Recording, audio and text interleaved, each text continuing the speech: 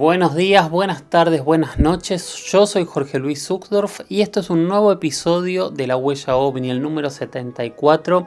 La verdad que estamos creciendo de una manera increíble y solo me queda agradecerles. Y antes de empezar el programa, que me pidieron que haga las aperturas un poco más cortas, así que lo voy a hacer, lo único que les pido es que quiero recibir más preguntas, más consultas y más experiencias personales. Utilicen mis redes, en Instagram soy @JorgeLuisS en Twitter soy @JorgeLuisS_77 y si no me pueden enviar archivos más largos que pueden ser videos, fotos o audios a mi mail, a las historias de George, las historias de George se escribe, @gmail.com. Si me están escuchando por Spotify, no se olviden de poner seguir para que les avise cada vez que sale un nuevo episodio. Bueno, no nos extendamos más y vamos al episodio número 74 de La Huella OVNI. Y ahora arrancamos con este nuevo episodio de La Huella OVNI y empezamos de una manera que para mí es fantástica porque tengo una experiencia en primera persona. Es de una oyente, una colaboradora, una seguidora, alguien que realmente sigue mucho todo lo que hacemos y siempre que hay que poner una mano está. Ahora está viviendo en Copenhague, así que su experiencia fue allá y es la experiencia que me estuvo contando en estos días Barbie Villafañe, que le ocurrió, bueno, ella estaba viviendo, como les decía, en el norte de Europa y el otro día me empezó a contar que había tenido una experiencia extraña en estos días. Le pregunté si me la podía mandar en un audio, después de haberlo escuchado. Le pregunté si podía compartirla en La Huella OVNI y después de que dijo que sí, acá está la experiencia de Barbie. Bueno, te voy a contar cómo fue la situación. Fue hace un mes y pico, dos, a la noche, madrugada. Estaba acá en el centro de Copenhague. Nada, estaba con un amigo danés hablando y nos pusimos a mirar el cielo. Yo la verdad es que no sé por qué, pero siempre se me da la sensación de que cuando uno se queda mirando algo encuentra, porque es así, si prestas atención a algo, ya sea lo que sea, una estrella fugaz, no sé, algo espacial, qué sé yo, tecnología, digamos, humana. Bueno, estábamos mirando el cielo y de repente le digo, mirá, y veo del lado izquierdo que hay como dos luces, ¿viste? Así como las que sincronizadas así en el sentido de la misma distancia y como en diagonal una de otra, ¿viste? Como la que se vio en Palermo, creo que es. Esas dos así, ¿viste? Dos como... Bueno, yo las veía como dos puntitos, pero andás a ver la forma que tenía, ¿no? Estaban muy lejos. Como que se movían y parecía como una sola cosa con dos luces en la punta, o eran dos cosas distintas que se movían muy sincronizadas, ¿viste? Como que iban una así, como que se iban moviendo. Yo, mira, se está moviendo. Y me dice, sí, me dice el chico, se da cuenta que sí se está moviendo. Y de repente veo como que, no sé si una se apaga o se apagan, o como que, viste, como que no las ves. Y de repente aparecen como más abajo. Y en un momento, porque me acuerdo, no exactamente todo, ¿no? Como fue la secuencia, de repente como que no las vemos más y la vemos que aparecen del lado derecho. ¿En qué momento se deslizaron o cómo fue? No, la verdad, no. Fue re loco. Dije, mira, están allá. Estaban del lado derecho. Y de repente vemos como, viste, cuando prendes un foco, pero no, viste, un foco de luz común de esos que es medio amarillo, no, viste, blanco, blanco, como si fuera que prendiste una linterna, te prendieron una linterna, viste. Pero, o sea, con esa potencia, la verdad, ¿qué tipo de máquina puede, o qué tipo de cosa puede tener semejante luz, no? Como que hace, como que se ve, viste, como que se prende la luz así fuerte y se apaga. Y el chico este se reasustó porque él no, la verdad que no era un chico que hable de estas cosas ni nada. Hace el chico, viste, se prende la luz y después como que se apaga. Y después de nuevo, como dos o tres veces, no, sí, creo que dos veces, hizo como, se apagó, y después hizo de nuevo, se apagó y listo, no la vimos más. creo que se prendió una vez y después se volvió a prender fuerte, así blanco, blanco, blanco. Por la distancia era bastante fuerte la luz. Yo dije, capaz que la estación espacial, pero no, o sea, no, la verdad es que no. Y además que prenda así 2 veces la luz y se desaparezca y en el mismo lugar no. Y ponele que si la segunda vez que se prendió la luz cambió el lugar, habrá cambiado abajo, pero no abajo pegado, sino como si hubiese saltado la luz, ¿entendés? Y nada, y así, y no vimos más nada. O no seguimos mirando porque creímos nosotros que se fue como un, no sé, la verdad, te soy sincera, yo lo tomé como un saludo, como algo, sí, acá estamos, vos sí, me estás viendo, o llamar la atención, no sé, la verdad, no sé, pero fue rarísimo y acá escuché varios relatos de varias historias así raras que se ven. Acá también nos juntamos en plenos bosques y a la noche, sí, ves cosas raras como que pareciera que caen, pero pasan, ¿viste? Muchísimas gracias, Barbie, por la experiencia. La verdad es que son este tipo de experiencias que nos dejan siempre sin preguntas, ¿no? Tal vez podemos hacer algunas hipótesis, tratar de buscarle algún sentido, pero un poco la idea de esto es compartir qué pasa cuando miramos al cielo. ¿Vemos cosas extrañas? ¿Vemos cosas que no entendemos? ¿Vemos cosas que para el conocimiento de cada uno parecen no tener lógica? ¿O nunca nos pasó? Cuando no nos pasó, ¿no nos pasa porque no miramos al cielo o estamos atentos todo el tiempo y nunca nos ha ocurrido? ¿Cuántas preguntas, cuántos planteos generan este tipo de experiencias en primera persona? Quien tenga alguna experiencia y se anime a contarla, es el momento. Con el hashtag numeral la huella ovni, propónganse, cuéntenme qué experiencia tienen, así las compartimos y empezamos a buscar similitudes, diferencias y tal vez en algunos casos podemos quitarnos las dudas. Me escribió ya hace varias semanas Silvina Núñez, @silvinanuez9, y ella me preguntó si podíamos tratar el caso de los chicos que fueron abducidos en Concordia. Es un caso que yo apenas conocía y me puse a leer porque conocía la historia, pero nunca le había dado un seguimiento serio. Entonces, podía contar la historia, pero no podía dar opinión. Bueno, 3 semanas después y después de haber leído bastante, voy a seguir opinando exactamente lo mismo. Y después les voy a explicar por qué.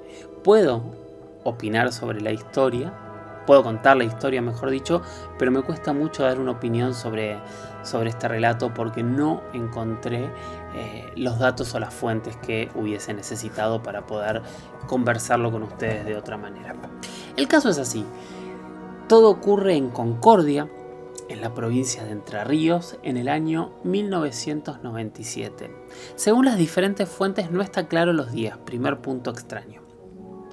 Pero se cuenta que había un grupo de varios chicos jugando en un jardín, en un terreno aledaño a la casa en donde vivían, cuando de repente ellos mismos empiezan a relatar que en el cielo aparece una especie de gran platillo volador. En ese momento empiezan a gritar y la madre de los niños sale corriendo y lo que relata después, según los testigos, es que vio un platillo dorado de más o menos 25 metros de diámetro que se iba. Cuando se va a fijar, sus 3 hijos ya no estaban. Y a partir de ahí empieza una denuncia a la policía, empieza una búsqueda de estos chicos y no los encuentran por supuesto por ningún lado. Hay relatos que hablan incluso que aviones de la Fuerza Aérea estuvieron rastrillando la zona. Realmente a mí son esos puntos que me llaman mucho la atención, pero bueno, después vamos a ir a esos puntos. La cuestión es que 3 días después, y esto fue un martes, el viernes, los 3 niños regresan a la casa sanos y salvos. Y ahí cuentan su historia. Lo que ellos cuentan es que se los llevaron en esta nave, que había aproximadamente 6 seres muy brillantes, dorados, y que, según el relato de uno de los niños, el que manejaba era Dios. Entonces que ellos estaban tranquilos, que les dieron de comer, que les hicieron algunas pruebas médicas pero que no les dolió nada. Y como no era de día ni de noche, nunca supieron cuánto tiempo se habían ido. A su vez, siguiendo el relato, Los chicos después los llevaron al médico, estaban bien, y esta historia es como que habría terminado ahí. Según las diferentes fuentes, que acá es de lo que voy a hablar yo ahora para sostenerme en cada uno de los puntos, aparece en el relato un militar que, según dicen, no habría negado ni confirmado, pero de alguna manera habría confirmado que en el radar de Concordia habrían visto un objeto volador no identificado y que se hizo cargo del tema. Estas mismas notas hablan que esta familia, supuestamente de apellido Molero, ya en el año 2010, cuando se conocería el caso, distintos investigadores intentan ir en busca de esta familia y nadie los encuentra. Hay otro nombre, que es el de un policía Ortiz, que es el que habría llevado adelante la búsqueda.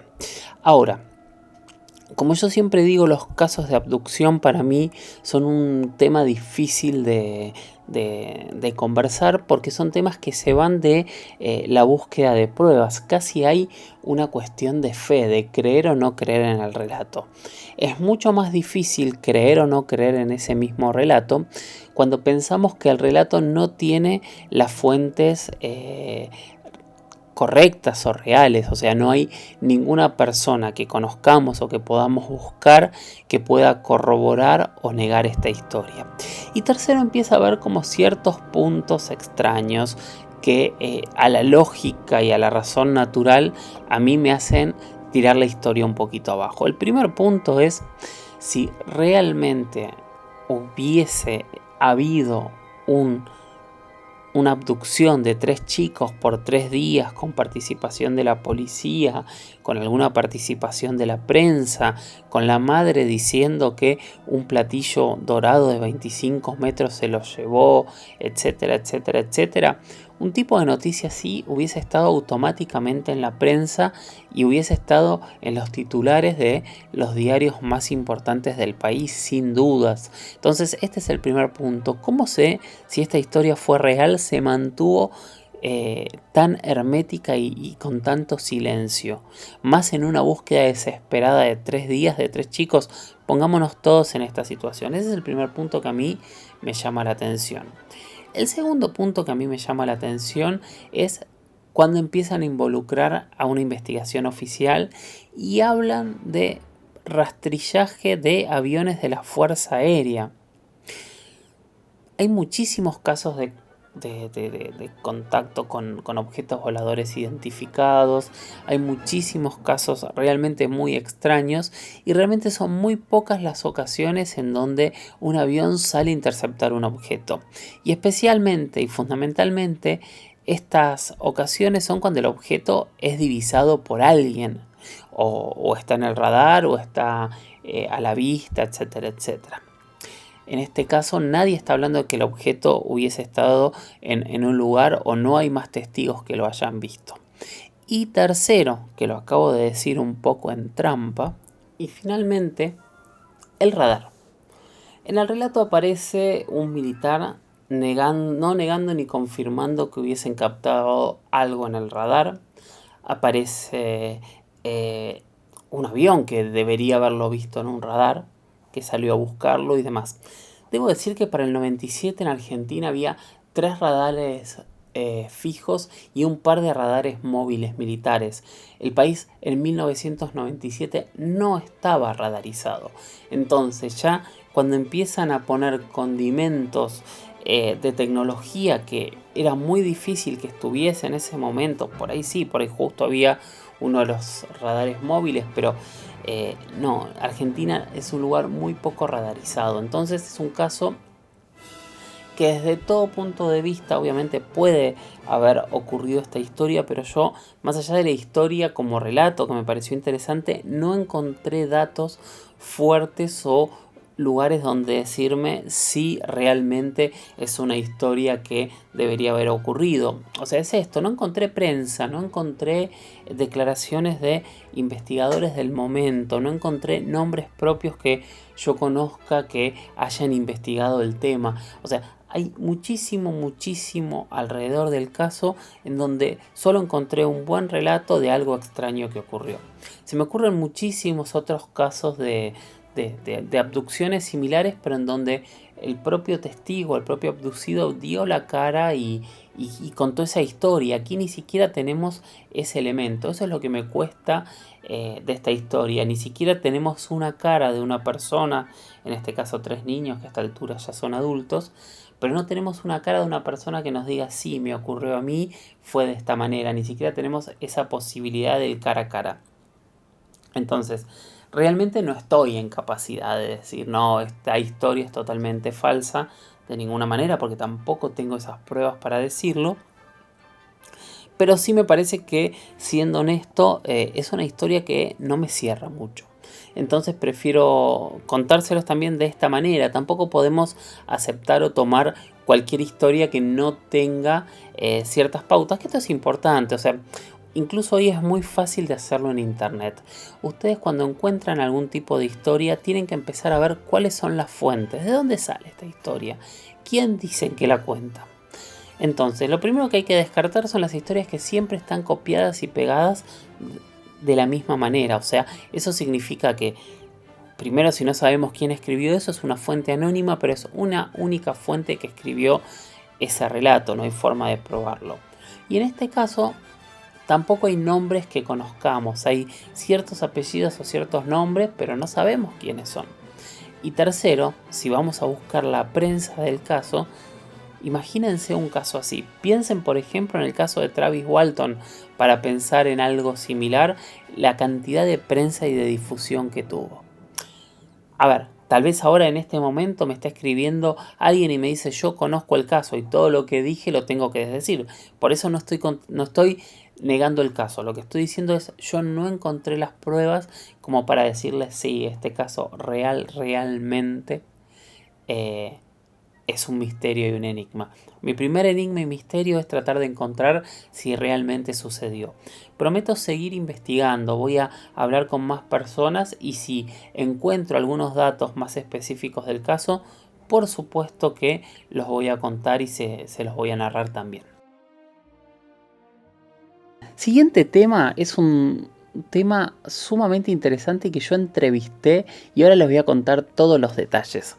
Primero les voy a decir que la pregunta la hizo Andrés desde Bogotá, @Andrés1984-, un amigo que está participando muchísimo en el programa y que también nos recomienda programas de Colombia. La semana pasada nos esperaba después con el programa de Juan Jesús Vallejos, quien ya habló en nuestro programa y demás. Bueno, la pregunta de Andrés, más que una pregunta, fue una reflexión, un comentario, creo yo. Entonces él hablaba de un avión T-33 de la FAC, de la Fuerza Aérea Colombiana, que habría intentado alcanzar un objeto, pero este fue más veloz. Esto fue en 1964 y, si mal no recuerdo, él hizo este comentario en base a que nosotros estábamos hablando del intento de el piloto peruano Oscar Santamaría por alcanzar el objeto en 1980, y es muy interesante, como dice Andrés, la similitud en ese sentido entre los dos casos. Hace muchos años yo encontré al controlador aéreo que fue el responsable de este caso y de otro caso más que, si quieren, después lo hablamos, que también fue muy interesante. Pero empecemos con lo que dice Andrés. El controlador aéreo se llama Eduardo Russi. Yo lo entrevisté en el año 2010-2011 en Bogotá y nos contó esta historia de una manera muy similar y con muchos detalles. Lo que él nos contó es que habían empezado a tener algunas denuncias sobre el aeropuerto del Dorado en Bogotá de objetos extraños que estaban alrededor. Entonces, un poco de mala gana, la Fuerza Aérea Colombiana había asignado 2 aviones T-33, que para ese momento eran aviones hipermodernos. De hecho, estos 2 aviones habían peleado para la Fuerza Aérea de Estados Unidos en la Guerra de Corea, para patrullar la zona si llegaba a ocurrir algo. Bueno, y esto realmente ocurrió. Bueno, a mediados de ese año 64, después de estos primeros relatos que tuvimos, lo que cuentan que a las 9 de la mañana, el equipo de trabajo en la torre de control del aeropuerto del Dorado en Bogotá ya estaba trabajando, cuando de repente empiezan a ver que desde la pista, desde diferentes lados, todos empiezan a mirar hacia la torre de control. Lo primero que ellos piensan cuando miran la torre de control es que hay un terremoto por el sistema y por cómo era la torre de control. La torre de control iba a absorber el movimiento del terremoto y los que estaban arriba de la torre de control no se iban a dar cuenta. Pero mientras miran, estaba nuestro protagonista, que es a quien yo entrevisté, que es Eduardo Russi. Lo que él dice es que empieza a sonar el teléfono y desde el teléfono les hablan de que hay un objeto extraño arriba de la torre de control. Entonces él cuenta que mira por la ventana y no ve nada, pero insisten con los llamados y de golpe se pega al vidrio y cuenta que justo en la vertical de la torre de control, a unos 600 metros de altura, según él mismo relataba, había como una luz, un objeto luminoso. Bueno, salen los 2 aviones de la Fuerza Aérea e intentan perseguir al avión y darle caza. Entonces, justamente, piden autorización a la torre de control y parte uno de los 2 aviones en persecución mientras el segundo se queda más atrás en espera. Obviamente desde la torre de control perdieron total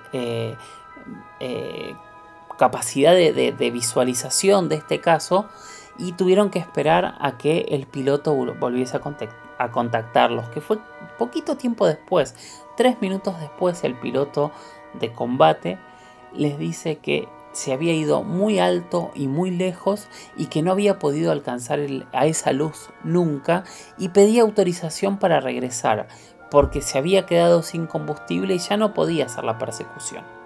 Obviamente el avión regresó al aeropuerto, aterrizaron los 2 aviones y no se supo más nada del objeto.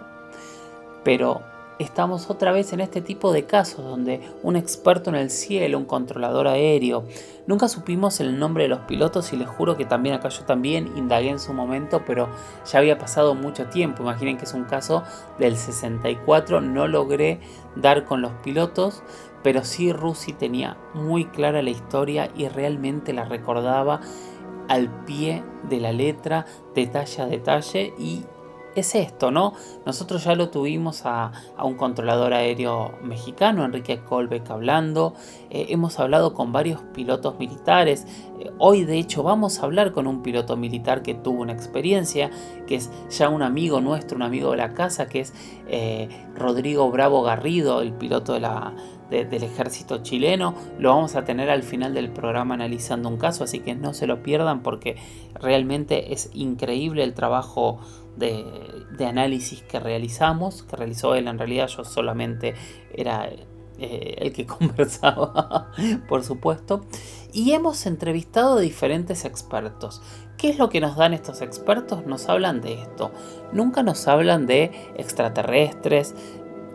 A veces fuera de micrófono algunos admiten que para ellos deberían ser tecnologías y, como bien dijeron incluso los pilotos de los famosos ovnis del Pentágono, hay muchos de estos objetos que realmente no dejan dudas de que tienen movimientos voluntarios e inteligentes. No sabemos qué son.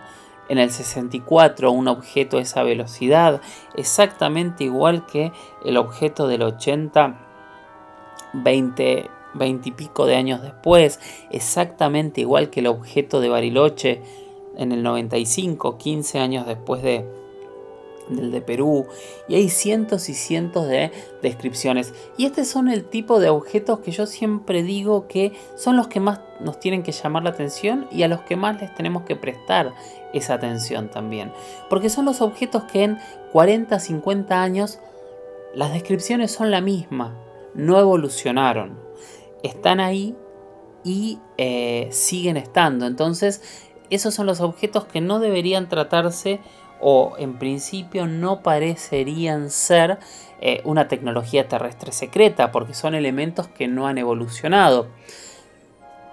Lo interesante del objeto del Dorado, del caso del Dorado, del caso del que hablábamos recién, es que al tener tantos puntos de vista tan diferentes, tampoco es que podemos hablar que pueda haber sido tal vez algún tipo de reflejo que se confundió el piloto, porque lo vio la gente de pista, lo vieron desde desde el aeropuerto y vieron cómo el objeto primero se elevó de una manera muy similar a la manera de los objetos de Bariloche y de La Joya, y después se alejó a una velocidad increíble. Casi otra vez, como en los otros dos casos que también los dos ya los contamos, este objeto parecía jugar con nuestro avión, parecía divertirse en una situación que yo me imagino que ni para los pilotos ni para la gente de la pista y la gente que responsable de seguridad del aeropuerto debería ser muy gracioso para nada. Pero nada, es eso, son estos objetos y estos conceptos y estos avistamientos que realmente llaman la atención. Gracias, Andrés, por recordar este caso, porque es uno de esos casos que a mí más me ha llamado la atención hasta el día de hoy. Gracias por haber llegado hasta aquí. Como siempre les recomiendo que sigan mirando al cielo, que sigan leyendo, que sigan dudando de todo, que sigan informándose para que poco a poco cada uno pueda sacar sus propias conclusiones. Síganme en redes, envíenme preguntas, envíenme temas de qué quieren que sigamos hablando en este espacio. Y bueno, y mientras tanto, nos escuchamos en el próximo episodio. Gracias y hasta la próxima. Chau, chau.